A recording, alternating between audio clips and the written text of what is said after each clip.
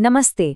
आज के इस विश्लेषण में हम समाज की सबसे पुरानी और शायद सबसे कॉम्प्लेक्स संस्था विवाह यानी मैरिज का एक डिटेल्ड पोस्टमार्टम करने वाले हैं। अक्सर हम शादी को सिर्फ एक रोमांटिक माइलस्टोन मान लेते हैं, है ना?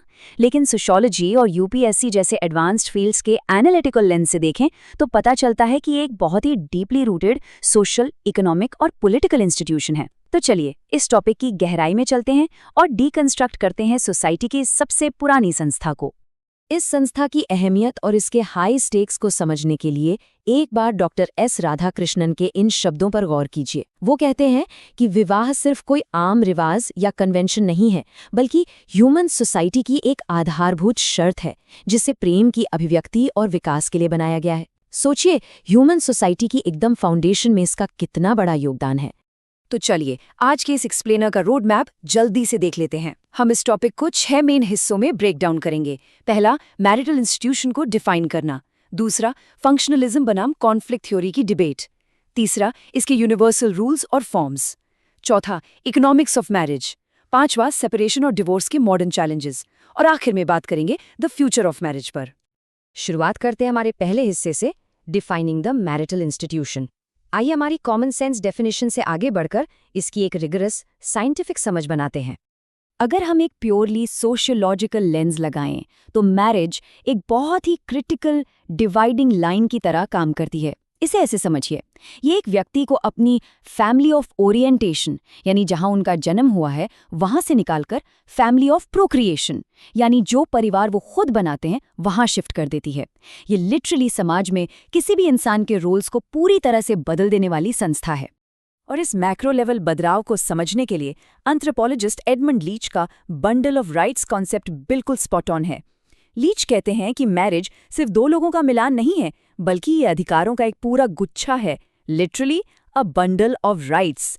ये लीगली पेरेंटेज एस्टैब्लिश करता है, सेक्सुअलिटी पर मोनोपोली देता है, डोमेस्टिक लेबर और प्रॉपर्टी राइट्स तय करता है, और हाँ, आगे चलकर बच्चों के लिए एक जॉइंट फंड भी बनाता है। बॉटम लाइन ये है कि शादी किन स्ट्रक्चरल तरीकों से स्पेसिफिक लीगल और इकोनॉमिक प्रिविलेजेस एलोकेट करती है, ये समझना सबसे ज़्यादा क्रूशल है। अब आते हैं हमारे दूसरे हिस्से पर, फंक्शनलिज्म वर्सेस कॉन्फ्लिक्ट थ्योरी। ये सोशियोलॉजी के दो हैवी वेट्स हैं। सोशियोलॉजी की दुनिया में इस विषय पर दो बिल्कुल कॉन्ट्रास्टिंग पर्सपेक्टिव्स हैं। एक तरफ है फंक्शनलिस्ट्स जैसे एमील डर्कहाइम और टालकिट पार्सन्स। इनका मानना है कि मैरिज समाज में कंसेंसस, इक्विलिब्रियम और स्टेबिलिटी लाती है। इनके लिए ये सोसाइटी को स्थिर रखने का एक वाइटल टूल है। वहीं दूसरी तरफ कार्ल मार्क्स की कॉन्फ्लिक्ट थ्योरी है, जो बिल्कुल अलग बात करती है। कॉन्फ्लिक्ट पर्सपेक्टिव के हिसाब से marriage socio economic disparities, power dynamics और अनइक्वल रिसोर्स कंट्रोल का एक अरीना है। मार्क्सिस्ट्स मानते हैं कि शादी में स्ट्रक्चरल इनइक्वालिटी छिपी होती है। हम यहाँ किसी एक विचार का पक्ष नहीं ले रहे, बल्कि इन दोनों साइंटिफिक दृष्टिकोणों को साइड बाय साइड समझ रहे हैं। फंक्शनलिज्म को और क्लियरली समझने के लिए हमें टैलकॉट पार्सन्स की ऑर्गेनिक एनोलॉजी को देखना होगा। इसे लिटरली एक बॉडी की तरह सोचिए। सोसाइटी एक ह्यूमन बॉडी की तरह फंक्शन करती है। जैसे हमारे शरीर में दिल, दिमाग या लंग्स एक दूसरे से जुड़े हैं और ओवरऑल स्टेबिलिटी बनाए रखते हैं, ठीक वैसे ही समाज में फैमिली और मैरिज जैसे इंस्टीट्यूशंस वाइटल ऑर्गन्स हैं। ये सामाजिक शरीर का इक्विलिब्रियम मेंटेन करने में लगातार काम करते हैं। इन एब्स्ट्रैक्ट मैक्रो थ्योरीज के बाद अब चलते हैं भाग 3 पर, रूल्स एंड फॉर्म्स। वो कॉन्क्रीट और यूनिवर्सल नियम जो असल में शादियों के स्ट्रक्चर्स को गवर्न करते हैं। आखिर इंसान सिस्टमैटिकली अपने लाइफ पार्टनर को चुनता कैसे है? सबसे पहले बात करते हैं मोनोगमी की। सिंपल शब्दों में एक वक्त में एक ही स्पाउस होना। पर इसमें एक छोटा सा कैच है। इसके 2 वेरिएशंस होते हैं। एक है सीरियल मोनोगमी, जहां लोग डिवोर्स के बाद दूसरी शादी करते हैं, जो हाई डिवोर्स वेस्टर्न सोसाइटीज में काफ़ी कॉमन देखा जाता है। और दूसरा है नॉन सीरियल मोनोगमी, जिसे ट्रेडिशनली इंडियन हिंदू सोसाइटी में एक आजीवन अटूट रिश्ते के रूप में प्रेफरेंस दी जाती है। मोनोगमी के बिल्कुल ऑल्टरनेटिव एक और यूनिवर्सली रिकॉग्नाइज्ड फॉर्म है पॉलीगेमी। इस व्यवस्था में एक व्यक्ति के एक ही समय में एक से ज्यादा जीवन साथी होते हैं। दुनिया के अलग अलग कल्चर्स में इसके कई अलग अलग रूप एग्जिस्ट करते हैं, जो इन कल्चर्स को मोनोगमस फ्रेमवर्क्स के मुकाबले एक बिल्कुल ही अलग तरह का सोशल स्ट्रक्चर देते हैं। और हाँ, जीवन साथी चुनने के स्ट्रिक्ट नियम यहाँ खत्म नहीं होते। एंडोगमी और एक्सोगमी जैसे कॉन्सेप्ट्स भी हैं। एंडोगमी का सिंपल सा मतलब है अपने ही स्पेसिफिक सोशल ग्रुप के अंदर शादी करना, चाहे वो अपनी कास्ट हो या रिलीजन। दूसरी तरफ एक्सोगमी बिल्कुल इसका ऑपोजिट नियम है। ये मैंडेट करता है कि आपको एक स्पेसिफिक ग्रुप जैसे अपने गोत्र या सपिंदा से बाहर शादी करनी पड़ेगी। ये बेसिकली वो स्ट्रिक्ट सोशल बाउंड्रीज हैं जो तय करती हैं कि एक एक्सेप्टेबल पार्टनर कौन हो सकता है। आइए अब रुख करते हैं भाग 4 का, द इकोनॉमिक्स ऑफ मैरिज। यहाँ बात होगी मटेरियल रियलिटीज और आर्थिक लेन देन की।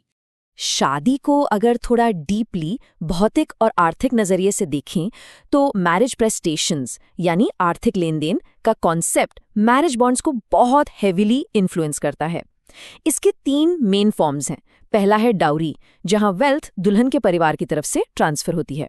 दूसरा है ब्राइड प्राइस, जहां दूल्हे का परिवार दुल्हन के परिवार को वेल्थ देता है। और तीसरा थोड़ा डिफरेंट है, ब्राइड सर्विस, जहां दूल्हा दुल्हन के परिवार के लिए अपना लेबर या श्रम प्रोवाइड करता है।